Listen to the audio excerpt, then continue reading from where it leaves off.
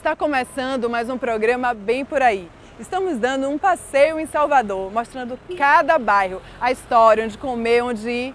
Vem comigo, vamos passear bem por aí, viu?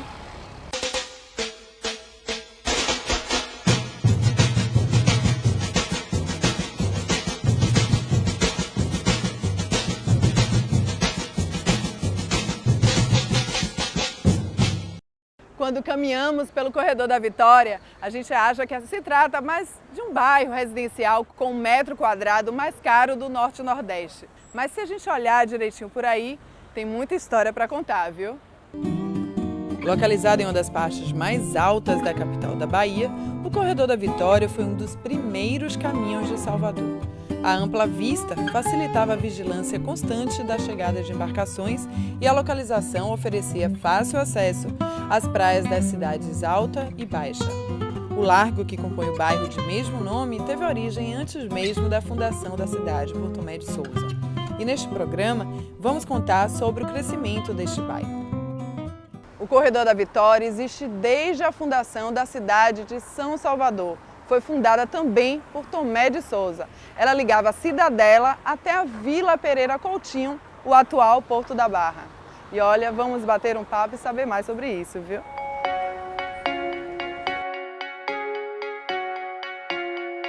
Em 15 de abril de 1549, Manuel Nóbrega relatou que já haviam clérigos na Bahia. E tudo ocorria aqui, na Igreja da Vitória. É isso mesmo, Rafa? É uma questão bem interessante, porque quando a gente olha a Igreja da Vitória, hoje a gente não tem a dimensão dessa importância histórica desde a época da fundação, ou mesmo antes da fundação da cidade de Salvador, na época que era uma capelinha. Mas na época a gente pode destacar justamente essas duas visões sobre a Igreja da Vitória, né? Primeiro, se essa igreja mais antiga mesmo, se ela já coexistia com outras capelas antes da fundação da cidade de Salvador, ou mesmo a importância da igreja nesse cenário da fundação da cidade de Salvador, nesse período de formação da cidade. Então temos esses registros que mostram. Aqui, e várias curiosidades. Às vezes tem dúvidas pitorescas entre ambas as igrejas, a Igreja da Vitória e a da Graça. Mas aqui está inserido nesse processo justamente por ter sido uma das primeiras construções religiosas na cidade do Salvador, tanto nesse espaço da cidade enquanto fundada em 1549, como desse espaço da cidade antes da fundação de Tomé de Souza. A gente não pode esquecer que nessa região da Barra, das proximidades da Graça, tínhamos a antiga Vila do Pereira, né? A antiga capela de Nossa Senhora das Graças e da Vitória. Então essas igrejas, nesse âmbito religioso e social do período, absorveram muito desse contexto social, inclusive guardando restos mortais de personagens de destaque. Esses personagens são maravilhosos, porque diz a lenda, e uma lenda bastante histórica, que foi para fazer o gosto dela. De Catarina Paraguaçu. No ano de 1534, indicando ser um dos primeiros a se casar em uma igreja no Brasil. Os fatos históricos da construção do Brasil se entrelaçam com a história da cidade de São Salvador. No programa sobre o bairro do Rio Vermelho, contamos a história de Caramuru. Dá uma olhadinha.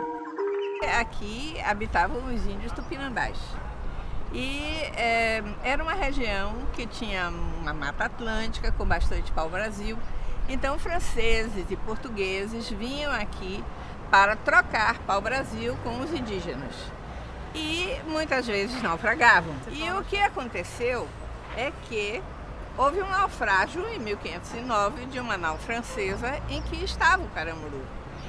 E vários tripulantes vieram à praia, mas os indígenas trucidaram esses tripulantes. Caramuru ficou para trás, quer dizer, Diogo Álvares Correia ficou para trás. Quando viu que os seus colegas estavam sendo atacados, ele se escondeu naquela pedra da Concha, ali na Mariquita, até que, passado alguns 2 ou 3 dias, ele viu que não tinha mais ninguém na praia, ele resolveu sair. Estava magérrimo, sem se alimentar há alguns dias, e então ele foi encontrado por algumas indígenas, que, dado o seu estado físico, ele parecia um peixe comprido, parecendo uma enguia, que elas chamavam de caramuru, e assim denominaram ele de Caramuru. Mas se encantaram com a pessoa dele e trouxeram ele para a tribo. Ele ficou vivendo com a tribo e acabou, como todos os homens da tribo, se casando não só com a filha do chefe, que era Paraguaçu, como também com outras, Moema e outras pessoas, como era comum naquela época A Igreja da Vitória, como a gente conhece hoje, não é essa igreja da época do século XVI, né? Hoje a gente tem toda uma característica muito mais próxima do século XIX, né? Do neoclássico. A gente percebe pelos altares, os altares laterais, a própria decoração, né? Todos esses elementos já são do século XVIII e XIX em especial. E no início do século XX, em um período muito importante para a gente compreender a cidade de Salvador, tanto a Igreja da Vitória como essa região do Corredor da Vitória passaram por inúmeras transformações no que toca o urbanismo, né? E as fachadas de muitos templos religiosos, né? E de palacetes, construções, passaram por alterações. É o exemplo da Igreja da Vitória. As construções eram feitas na costa. Isso, falamos exatamente. bastante sobre isso. Era proposital, sempre um local alto, da igrejas estarem ao alto. Esse sentido de buscar um local privilegiado, não só de contato com o mar, mas também de uma proximidade estratégica com essa geografia urbana daquele período, segue uma ordem religiosa e geográfica, né? As igrejas, em sua maioria, poderiam ser construídas tanto voltadas para o mar ou não, como é o caso da Vitória. E esse é um destaque muito interessante, porque aqui na Igreja da Vitória tínhamos, até pouco tempo atrás, um dos trechos de diálogo aberto com a Baía de Todos os Santos. Porque hoje a gente tem uma visão completamente diferente, porque é um corredor completamente tomado por prédios, né? Mas na época isso era aberto. Eram casarões. Eram casarões, né? E antes esses casarões, fazendas, chácaras ou mesmo terrenos abertos de encontro com a encosta e o mar da Baía de Todos os Santos. Para que todo mundo entenda, a construção era invertida. Hoje se prevalece o mar, mas ao fundo aqui, antigamente, eram quintais, eram animais e eram jogados os dejetos. Essa região do frontispício de Salvador foi o local de despejo de inúmeros materiais, tanto de lixo como de outros tantos entulhos ao longo de todo esse período histórico, desde a fundação até séculos mais recentes. Eu senti bastante falta de relatos mais históricos em relação ao Corredor da Vitória. Já teve alguma participação na invasão de holandeses, por exemplo? Opa, uma questão interessante. A gente, quando fala da invasão holandesa aqui em Salvador em 1624, a gente primeiro lembra que eles desembarcaram no Porto da Barra, indo em direção à região da antiga cidade fortificada, né, o centro antigo de Salvador. Então, possivelmente, eles passaram por essa região em algum momento. Então, de uma forma ou de outra, o Corredor da Vitória também foi tocado por esse período do século XVII aqui na cidade do Salvador. Agora, um fato bem legal é que o Corredor da Vitória, no século XIX, no início do século XX, é que ganha esse destaque, né? Inclusive recebendo as tropas que batalharam, né, durante o processo de independência na Bahia. Porque eles saíram, né, em cortejo, tanto naquela região do centro antigo, passando por essas proximidades. Construída no século XVI, a Igreja de Nossa Senhora da Vitória foi provavelmente uma das primeiras igrejas de Salvador. É o que revelam as inscrições lapidares existentes na sacristia. Uma delas refere-se ao casamento de Afonso Rodrigues, natural de Óbidos, em Portugal, com Madalena Álvares, filha de Diogo Álvares Correia, mais conhecido como Caramuru. Essas lápides ajudam a contar a história da cidade do Salvador, porque trazem os nomes tanto de descendentes desse primeiro núcleo populacional aqui do que viria a ser a cidade do Salvador, trazem as datas, o próprio material em que elas são feitas, ou seja, a cultura material, que são esses elementos, é a parede, são os objetos de decoração, são as lápides, ajudam a mostrar como a cidade se desenvolveu, quem eram esses habitantes, os descendentes de Paraguaçu, de Caramuru, que viveram nesse contexto. Então, por isso que é muito rico quando a gente fala de tombamento. Por isso que é importante quando a gente fala em preservar uma igreja, um imóvel histórico, um casarão, um espaço como o Corredor da Vitória. Porque esse espaço, exatamente, imensurável. Que ajuda a contar a nossa história, né? Como você falou, é imensurável. São coisas que não podem ser avaliadas do ponto de vista financeiro, mas sim do ponto de vista histórico.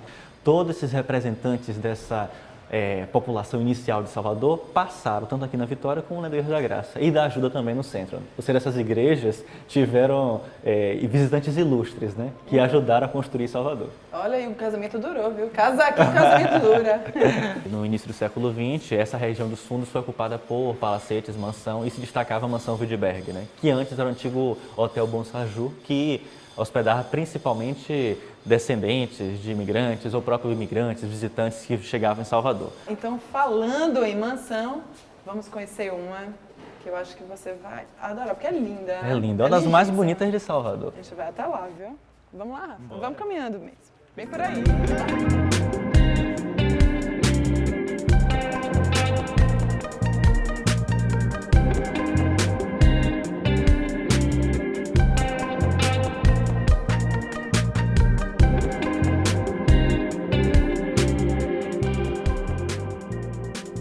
A abertura dos portos em 1808 possibilitou uma série de modernizações que marcaram bastante algumas regiões de Salvador, especialmente no século XIX, com a vinda de comerciantes estrangeiros para a Bahia, como ingleses, franceses, alemães, suíços e portugueses. A região do Corredor da Vitória e da Graça, principalmente, foram os lugares escolhidos pelos ricos comerciantes do período, que encontraram aqui a região ideal para construir suas residências. Um exemplo dessas poucas construções que ainda resistem é o Solar Cunha Guedes. Uma das mais bonitas do Corredor da Vitória, na verdade uma das 4 ou 5 que ainda restam, que se destacam nesse período, né? O Solar Cunha Guedes já foi residência, tanto da família Guedes como da família Carvalho, e anteriormente foi sede do Clube Fantoches. Fantoches é o Terpe, né? E hoje é um cerimonial. Mas a gente percebe pela imponência do imóvel, pelos gradis, pelos detalhes que marcam essa fachada, como ele se destacava no Corredor da Vitória e como ainda hoje é um marco importante para essa região. Olha, estou super curiosa. Vamos descobrir.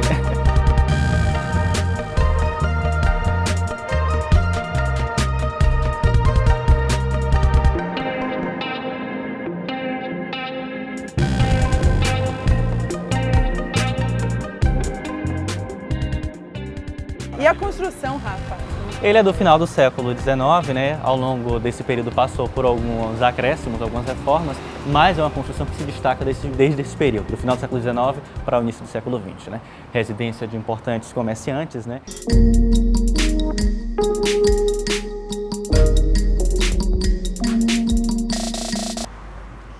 Então aqui a gente percebe, Sam, a importância, né, a imponência do interior desses imóveis, né?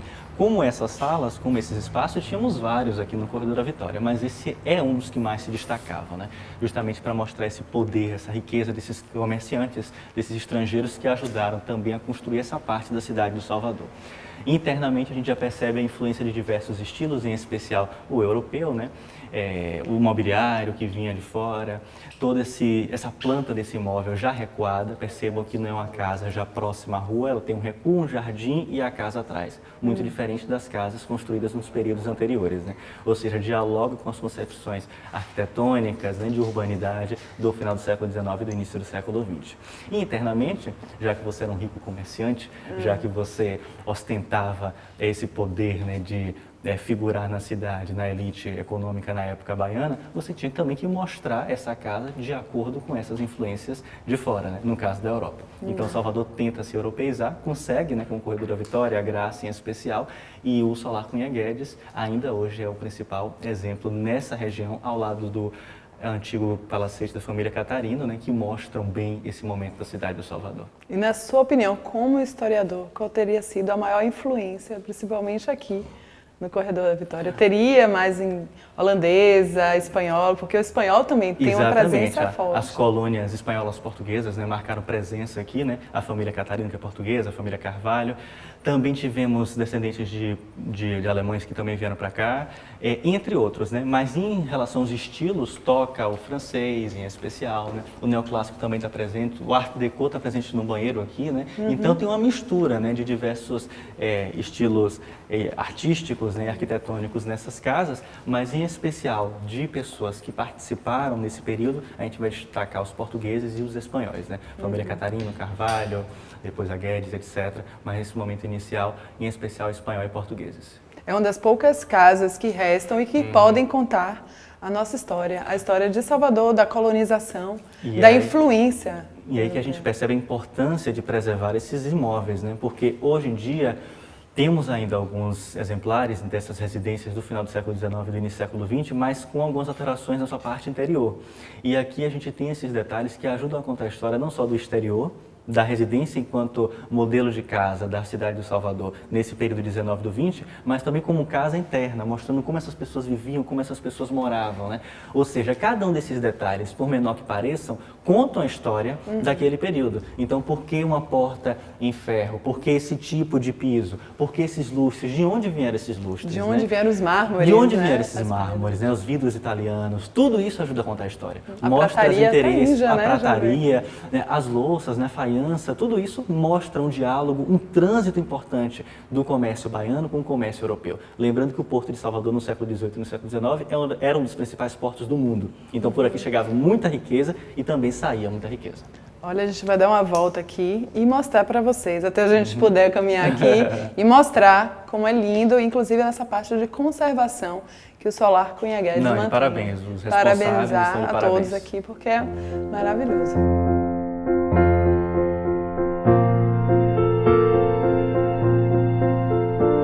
Mas aqui já passou por algumas reformas, principalmente a parte de cima. Exatamente. Passou por algumas alterações, né, ao longo de todo esse período, final do século XIX e no século XX, né, mas ainda hoje a gente percebe como era essa decoração interna do imóvel, em especial com esse imobiliário, que faz uma tentativa de recriar nesse ambiente dessas residências no final do XIX e início do XX. Então a gente percebe que o banheiro tem detalhes em Art Deco, tem esses móveis franceses, né, europeus, e tudo isso faz com que a gente volte literalmente no tempo, né? Porque olhe para o teto desse quarto, olhe para os detalhes na parede, né?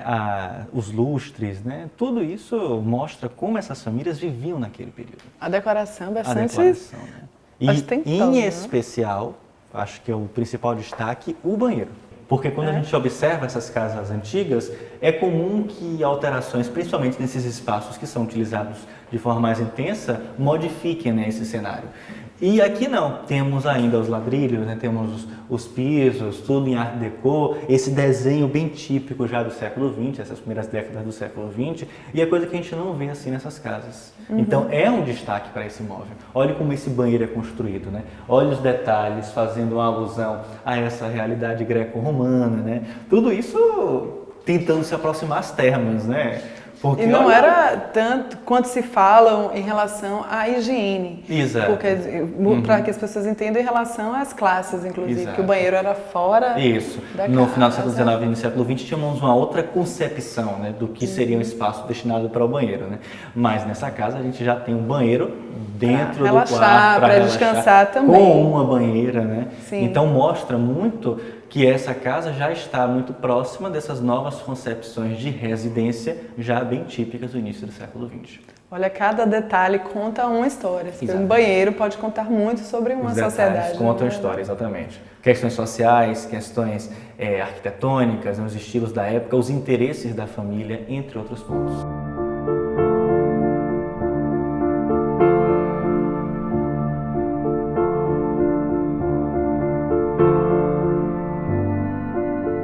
Ao caminhar pelo corredor da Vitória, ninguém diz que era apenas um subúrbio e que foi crescendo a partir da segunda metade do século XIX e se tornou assim, ó, esses casarões lindos, que você pode visitar alguns porque se tornaram museu. Preste atenção, olhe em detalhes e conheça a história do seu bairro.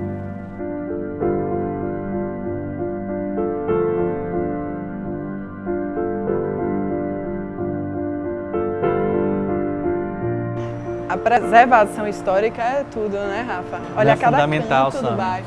Porque esses detalhes, as estátuas, a fachada dos imóveis, a própria construção em si diz muito sobre a nossa cidade, as concepções, os interesses políticos de cada momento, o que se pensavam como cidade naquele período e como a gente pensa na cidade hoje. Por isso, preservar, conhecer esses imóveis é tão importante para Salvador. Fica aí a dica, viu? E caminhe sempre bem por aí.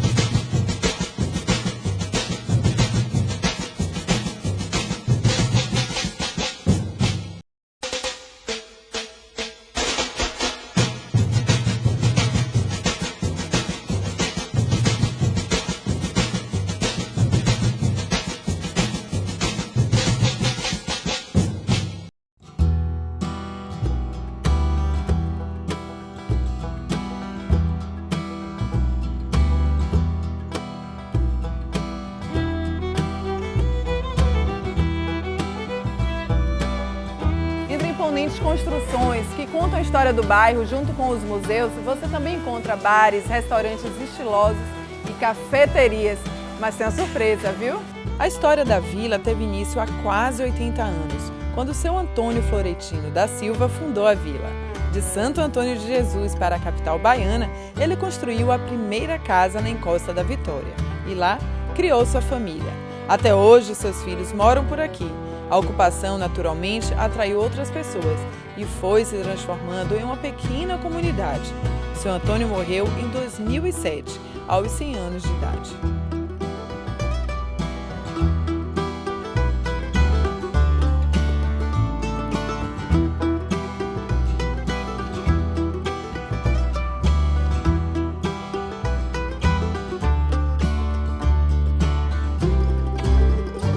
Olha, para não ter erro e você encontrar direitinho a Vila Brandão, é só você descer ali do lado esquerdo da Igreja da Vitória, pega um pouco ao fundo. Você vai encontrar essa descida aqui e pronto. Você já está nessa pequena comunidade, que dizem que tem cerca de 300 habitantes e foi construída com o senhor Antônio há uns 80 anos, mais ou menos.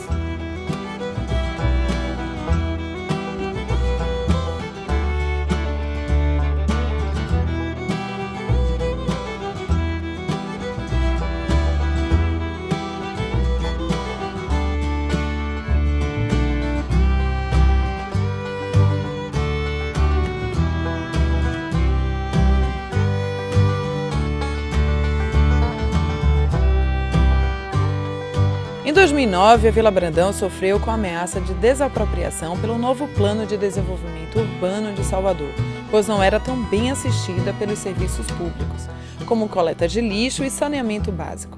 Diferente dos vizinhos Barra, Graça e Corredor da Vitória, a localização em uma área privilegiada é visada por construtores, pois conta com a vista panorâmica para a Baía de Todos os Santos e uma razoável área verde.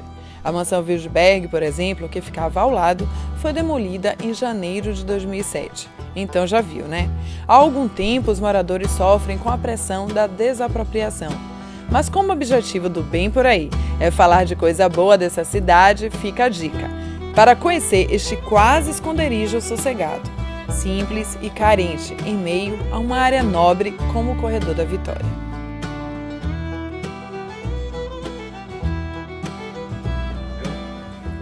Olha, mais uma dica, viu? Venha com sapatos baixos. A escada é bem íngreme, mas olha, vale a pena. Dizem que aqui tem boa prosa, boa comida e uma boa vista.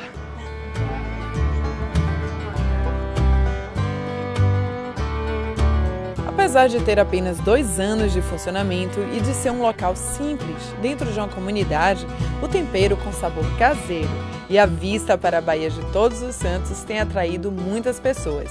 E ela garante, mesmo com a casa cheia, você será muito bem recebido. E é mesmo, viu?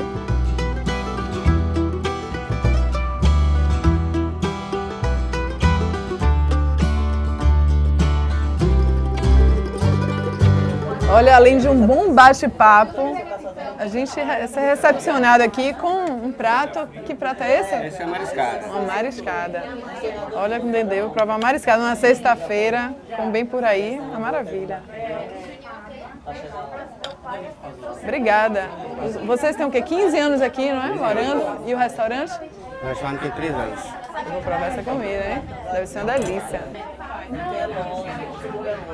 Dá um arrozinho, pimenta. Botar o prato aqui bonitinho. Vale a pena, viu? Agora cheguem cedo, porque o movimento aqui é grande, principalmente às sextas-feiras. E o lugar mais disputado é aqui em cima, que você tem essa ventilação e a vista, né? Quem não gosta dessa vista para a Baía de Todos os Santos?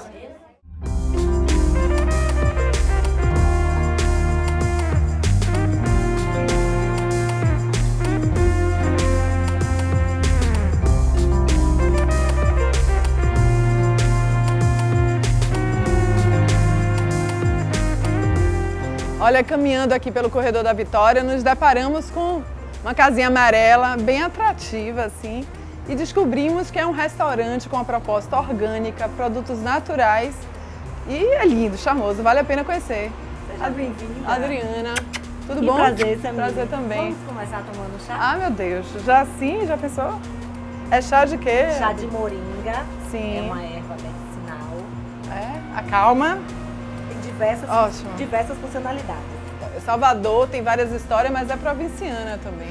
Eu já conheci a Adriana há alguns anos, não precisa falar quanto tempo não, desde a adolescência. Melhor, né? Salvador tem muita história, viu? Então, essa mesa aqui conta um pouco da nossa história, que é sustentabilidade. A ideia que o grão mais preserva é a questão ambiental e a sustentabilidade.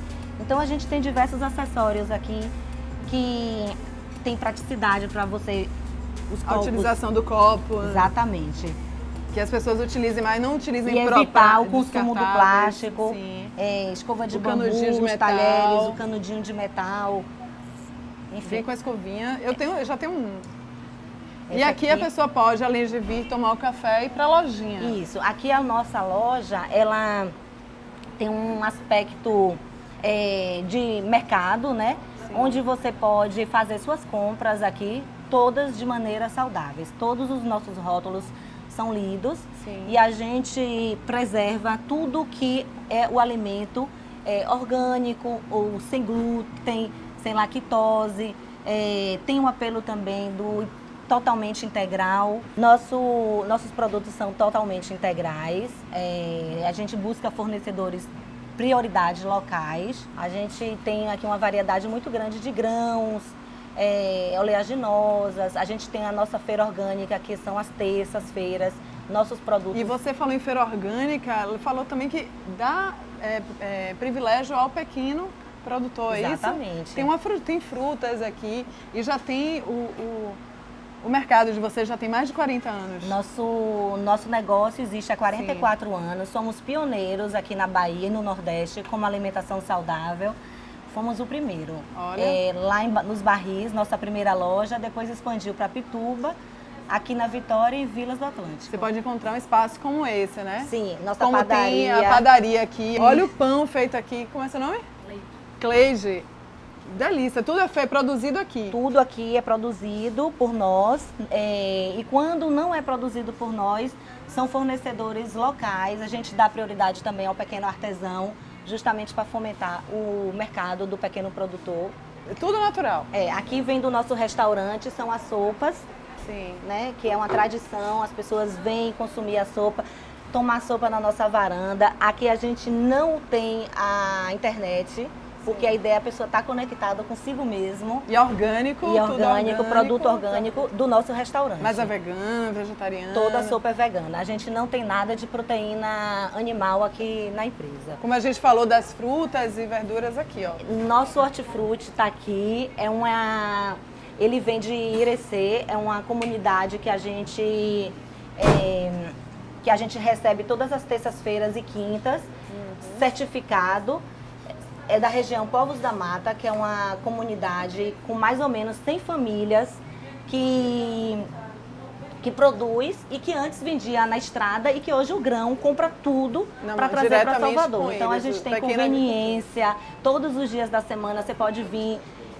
Pode ser que num dia tenha uma fruta, da outra não tenha por causa da estação. O foco também é o produto sazonal, é o que dá na estação. Então, assim, pelo fato de não utilizar agrotóxico, a gente não vai conseguir trazer produto que não seja da estação. Então se programe, entenda mais de frutas, verduras, converse com a Adriana que ela vai dizer, olha, tem mamão, não tem abacaxi, tem abacate, mas a gente também vai programar. E a gente tem a maçã, organismo. que é um produto que a gente consegue trazer de São Paulo, que a gente não consegue atender aqui e colher do nosso solo baiano, a gente traz de São Paulo. Parabéns, Adriana, ótimo, adorei o chá, muito bom. E olha, se você quiser um produto natural, é uma casinha amarela que não tem como não achar aqui, porque ela chamou logo a atenção da gente, Obrigada. Da equipe, e veio até aqui. Muito bonita. Então, fica à vontade para conhecer nossos mais ou menos 3.500 itens que a gente tem aqui, focando sempre a questão da saúde, né? É alimento de verdade o que a gente tem aqui. Então, os rótulos já estão todos lidos por nossa nutricionista. Eu acho que não tem ciência. A proposta é reconectar o que nossos avós comiam. Exatamente. Não é? Desde o início do chá até a sopa. Então não tem ciência. É se alimentar bem e crescer bem.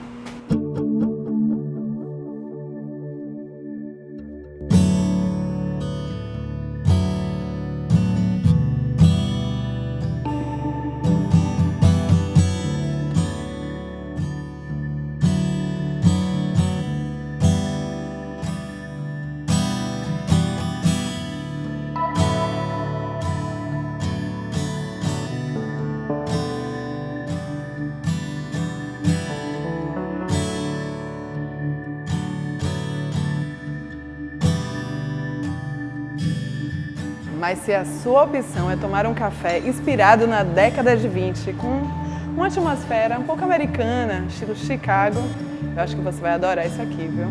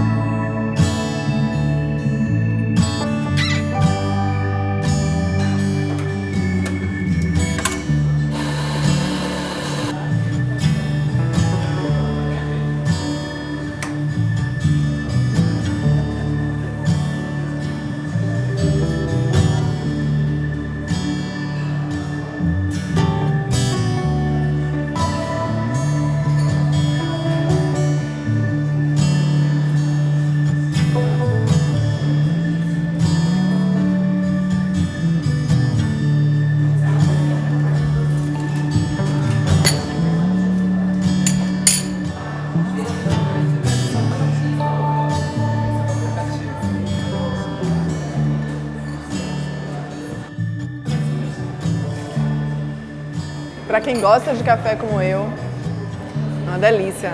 Mas eu vou ter que misturar para sentir o sabor, né? Tudo junto.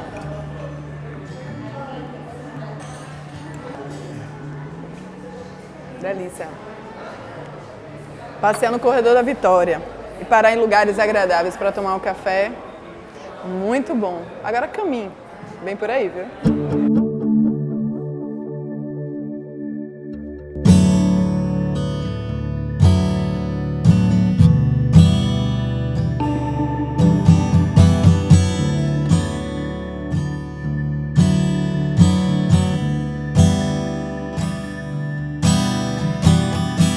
Cada cantinho de Salvador que você se depara com surpresas maravilhosas. E é claro, né? Olha para o lado e vê a Baía de Todos os Santos.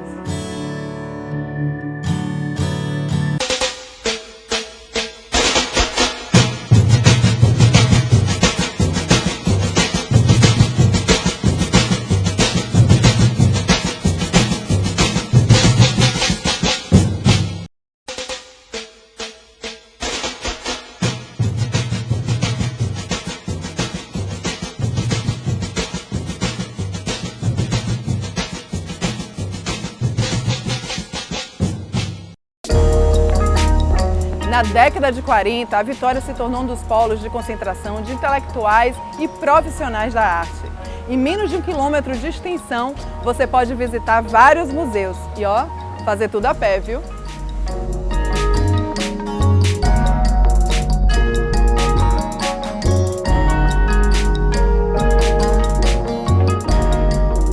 O Museu Geológico da Bahia é bastante equiparado em instalações, coleções, com os museus da Europa e dos Estados Unidos. A gente vai bater um papo com o geólogo responsável pelo museu aqui.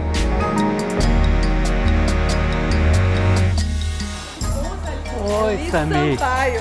É prazer Tudo bom, enorme geólogo? lhe conhecer. Obrigada. Prazer enorme, viu? Tem uma visita guiada aqui no museu, não tem? Temos uma visita guiada que é muito importante e que geralmente nós fazemos isso para toda escola que nos solicita. Dessa visita guiada, além da passagem de um filme fantástico, que é um filme praticamente dirigido para o assunto que eles estão dando, que está relacionado com as geociências, né? Nós temos o prazer de mostrar toda a nossa coleção aqui existente. A gente pode entrar um pouquinho? Já, pois não, Então vamos entrar, por favor. Para a gente falar do universo nosso, a gente tem que começar com os meteoritos, sem o qual não podemos fazer nada, né? Então é muito bom que as crianças, ao visitar aqui o museu, eles tenham essa noção do que está no nosso universo e, consequentemente, o que está no nosso planeta. E maior consequência é ver os minerais, as rochas, os minérios, os meteoritos, enfim, tudo isso. Então você vai ter a oportunidade de, junto com a nossa coordenadora que ela faz do visita PEMEC, guiada, já vai encontrar lá. Ele está encontrando é, a escola aqui para visitação. Exatamente. Ela vai dirigir você a cada uma das salas onde vai ter o prazer Já de que as mostrar. crianças entraram aqui, eu tenho uma pergunta. O bom de museus como esse é permitido toque, eles assistirem realmente? E aí eu chego à oportunidade de dizer que um meteorito verdadeiro, real, você só pode encontrar aqui. Certo? Onde você pode pegar, você saber que uma pedra que veio do céu, certo? Você pode pegá-la e apalpar, sentir, ver as propriedades dela, enfim, tudo que você quiser. Eu vou procurar ali, que ela deve estar ali no burburinho, e a gente vai fazer uma pequena visita guiada aqui para vocês.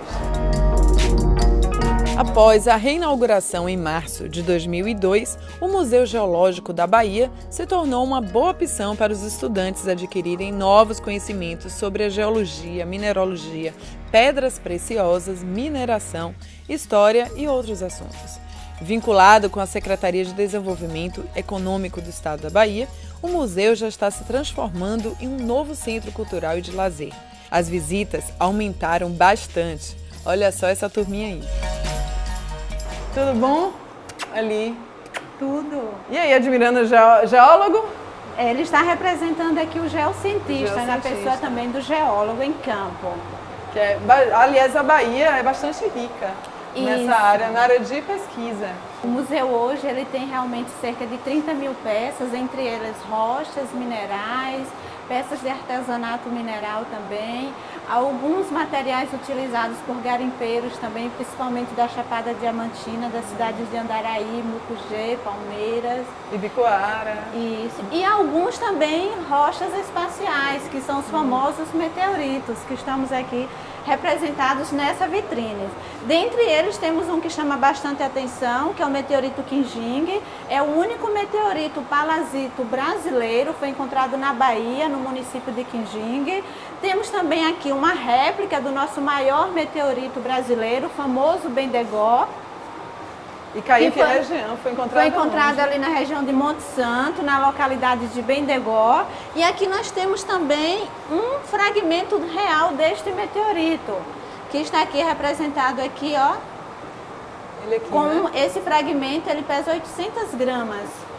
Imagine a eclosão dele para chegar num solo, a velocidade que ele chega é um desastre. Isso, com certeza. Alguns causam realmente. Além disso, o visitante ao chegar no museu, eles podem também tocar em um meteorito, uma rocha espacial. O interessante, porque alguns museus não podem, mas aqui a gente pode tocar, riscar, né? E sentir. Realmente Ó, o peso, pega aí para você sentir o que é um peso. A diferença do meteorito. De uma rocha que vem do espaço. 72 quilos? Isso. Ele é um meteorito considerado de ferro, assim como também o meteorito Bendegó, que é considerado um meteorito de ferro. E algumas pessoas perguntam como é que surge, a maneira que surge o meteorito. Isso, muitas pessoas perguntam. Como podemos saber se é um meteorito ou não? Ou uma rocha. Isso, a gente diz, você encontrou uma rocha, ela tem um aspecto diferente das comuns que você vê no seu dia a dia, entre em contato com o museu. E o museu vai estar pedindo que você venha com essa amostra até o museu para se fazer uma análise e se certificar se é um meteorito ou não. Mas não é fácil de identificar, porque a olhos nus a gente olha... Existem algumas características, alguns aspectos físicos que é bem comum nos meteoritos, essa crosta negra, amarronzada, esverdeada é comum. Isso daqui é comum também entre os meteoritos, eles não possuem uma forma definida, é como se fosse uma massa de modelar e apertamos e ficam essas crateras sobre esta massa. Além disso, temos aqui um mapa do nosso território brasileiro, onde cada ponto metálico desse representa um achado ou uma queda de um meteorito. Temos aqui na Bahia já 5 meteoritos já catalogados e divulgados cientificamente. E esses pontos aqui avermelhados são crateras de impacto, que também já são consideradas crateras. A região de Minas Gerais aqui tem uma concentração maior. Enorme, né? Isso. E essa tela, ela nos leva a informação sobre o meteorito que nós tocamos. O Quinjingue aí. Se eu toquei aqui o 42, representa o Quinjingue, e a tela vai dar informação sobre o meteorito. Bem detalhado, o peso, a medida.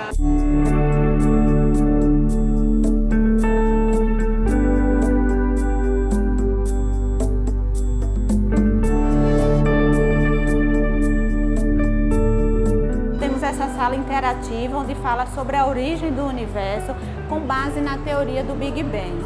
Aqui vai ter uma apresentação de áudio e luzes, onde podemos ter aqui um céu estrelado, o nosso astro-rei, o Sol, e todos os planetas que compõem o nosso sistema solar. E entre os planetas rochosos e os gasosos, está ali representado o famoso cinturão de asteroides.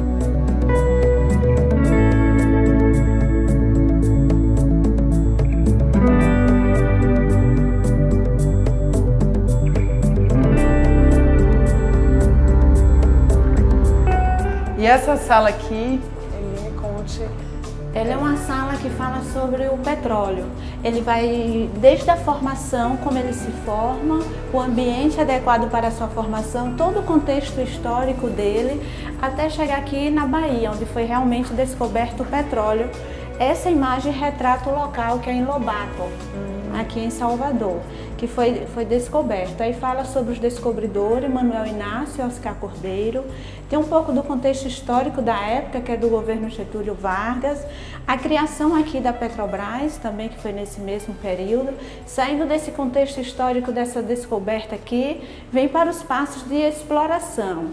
Quais os passos necessários para que se chegue a uma extração de petróleo em tal poço? Vai da perfuração até encontro. Desde produção da fotografias terra. aéreas até montar e vai passando todo o processo. Aqui já vem para a extração dele. Quando é em mar, como é extraído em caso do mar, em terra. Aqui temos exemplos de algumas brocas, ó. Estou vendo. Qual é a primeira a ser utilizada? A gente tem ainda algum? Estudaram aqui? Não, Uma das primeiras ainda utilizadas. essas daqui, elas são diferentes pelo tipo do local que vai ser Entendi. retirado o material. Aí há essa diferença de brocas. Além disso, nós temos aqui o petróleo, como ele é encontrado aqui, esses dois aqui, ó, é o petróleo verdadeiro, como ele é encontrado na natureza.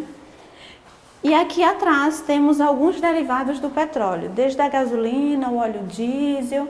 E essa vitrine aqui também representa esses derivados, ó, que é o que encanta a garotada quando chega aqui e tem uma dimensão do quanto o petróleo se é desenvolve, utilizado, né, e é utilizado. fonte de matéria-prima para quê? Vem desde da espuma que nós utilizamos até o chinelo que nós utilizamos, roupas, utensílios domésticos, nosso gás de cozinha. E aqui vamos para a refinaria e seus derivados. Esse chama derivados primários, é isso? Isso, aí eles vão ter várias subdivisões. E aqui já vai dar uma aula sobre por que refinar, os processos principais da destilação primária. Aí vai tendo o destino dos produtos e da refinaria para o consumidor. E como você falou, aqui é o único museu ainda que tem essa história do... Isso. Ainda onde? Do estado, do Brasil, como é que é? É a única exposição que fala sobre a formação, a história do petróleo, onde ele foi descoberto, a utilização, os produtos dele. É a única referência que a Bahia tem hoje para uma exposição para o público, para a comunidade. Olha, então é para crianças conhecerem e virem visitar. Porque é uma Isso. coisa... E vocês recebem bastante grupos. Né? Muitas. Nós recebemos muitos grupos agendados. Por mês nós temos uma média de 1.500 crianças e adolescentes, jovens e também pessoas até universitárias também. Várias universidades, cursos de engenharia, cursos de geologia, geografia, Física. física e até também os cursos de licenciatura, pois os professores também têm buscado esses Ótimo. espaços não formais da educação, para que também complemente em sala de aula o seu conteúdo, incentive a visita aos museus e que tragam esses grupos também até o museu. Aqui é uma sala, claro que a gente vai finalizar aqui o museu com uma sala dessa, uma sala linda. Qual a mulher que não gosta? Diga, réplicas são diamantes. Isso, é uma sala sobre pedras preciosas. Aqui nós temos réplicas de diamantes famosos. Temos aqui também alguns diamantes naturais, lapidados e brutos. E uma peça muito rara, que é essa daqui, ó. Temos a amostra e um diamante intruso. Essa aqui, essa rocha... Isso, o diamante está intruso no conglomerado. E já sabe que ele está ali, é aquele pontinho ali. Isso, é esse pontinho aí. Temos aqui as nossas águas marinhas também. Temos aqui alguns crisoberilos e os topázios. Eu faço um convite a toda a comunidade que eles visitem, incentivem também seus filhos a visitarem o museu. É cultura, é conhecimento, é a ciência, é um espaço que é gratuito, não paga pela visita. Os grupos, as escolas podem agendar em visita também ao museu. Essas visitas elas são agendadas de terça a sexta, tanto no turno da manhã quanto no turno da tarde. Os finais de semana também o museu está aberto ao público, ele está aberto das 13 até as 17 horas, com entrada também gratuita para a visitação. E além disso, o museu também realiza outras atividades e que vocês também podem acompanhar no Instagram do museu, @Museu Geológico da Bahia. Sejam bem-vindos. Olha, um bem-vindo desse, fica a dica, viu? Olha, aqui no Museu Geológico você pode ter outras opções de tomar um bom café e um auditório que funciona como cinema também.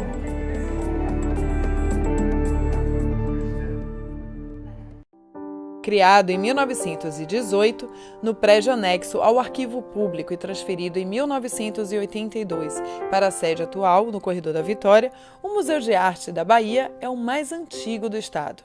No andar térreo, você pode ver mapas que mostram como era Salvador no século XVII, na época da invasão holandesa, em 1624, além de gravuras que remetem a um passeio pela capital no século XIX.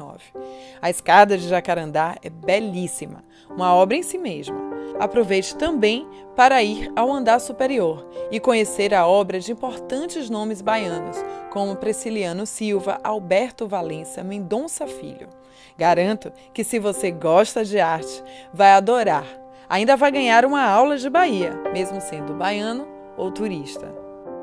Olha, Rafa, veio me acompanhar aqui porque a gente tem mais história para contar. Muita história. Não é? O Museu de Arte da Bahia, o que chama muita atenção, a gente vai falar um pouco, é sobre a porta. E essa porta, Rafa? Tem muita história, mostra o empenho, o engenho dos marceneiros baianos no século XVII. Ficava em um dos solares na região central de Salvador e o solar foi demolido e a porta veio para o Museu de Arte da Bahia. Não só a porta, como também outros elementos da parte interna e externa de solares e casarões do Centro Histórico de Salvador, que hoje compõem parte do acervo do MAB.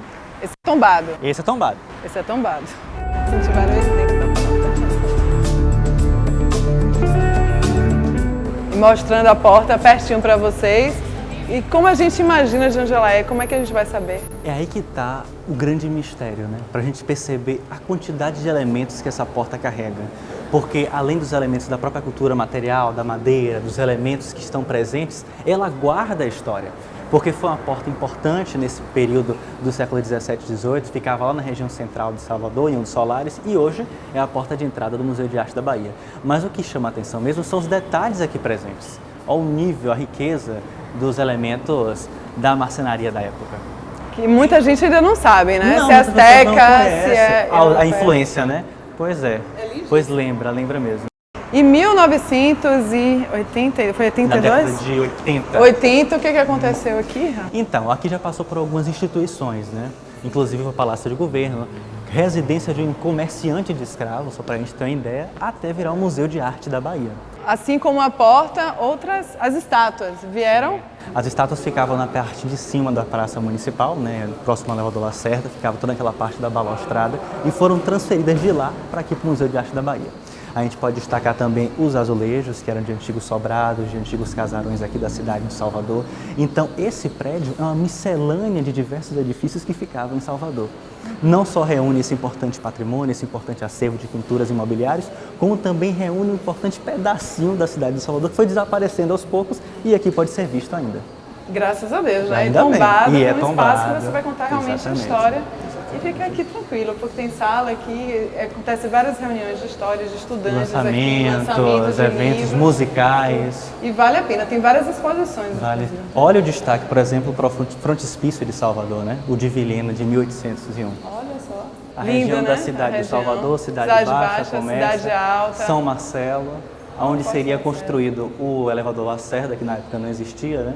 Aqui é uma réplica. Essa é uma réplica aumentada. É. A igreja da Sé, que foi demolida na época de 30, Mosteiro de São Bento, sem uma torre, Igreja de Santo Antônio da Barra, Olha o só. Corredor da Vitória, por onde a gente passou, toda essa região, ainda com poucos casarios. Ó, né? gente, o Corredor da Vitória aqui, ó. Todinho. Salvador mudou Salvador muito. ao mudou longo desse muito, tempo. né? Muito bem. Rafa, obrigada mais uma vez em nosso programa e participar de mais um bloco, viu? Tá chovendo, mas a Salvador é sempre linda, né? A casa onde está instalado o museu é projeto dos arquitetos Evaldo Reis e Diógenes Rebouças, com estilo colonial americano e com a data de 1958. Destinada inicialmente à residência da família e nunca foi habitada. Sofreu adaptações para comportar sua nova função e abrigar um acervo de 5.000 peças.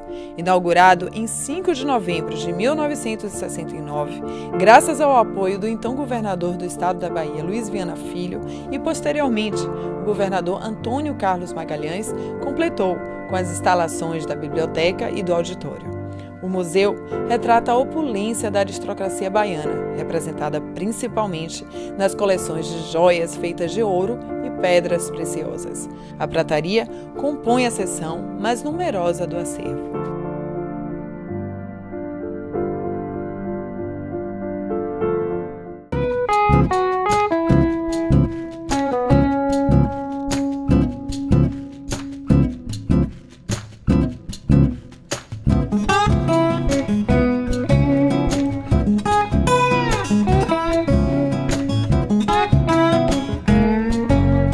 O Corredor da Vitória é abismo de mar. Cada viela você encontra uma vista para a Baía de Todos os Santos. Vamos caminhar e se perder por aí que a gente se encontra no próximo programa.